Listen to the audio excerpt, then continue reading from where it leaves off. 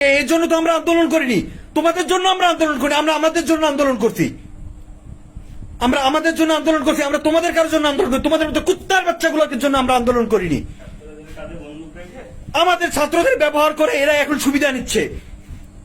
আমরা নৌকা ডুবাইছি ধানের শীষ লাগানোর জন্য না, আমরা ধান লাগানোর জন্য আমরা নৌকা ডুবাইনি।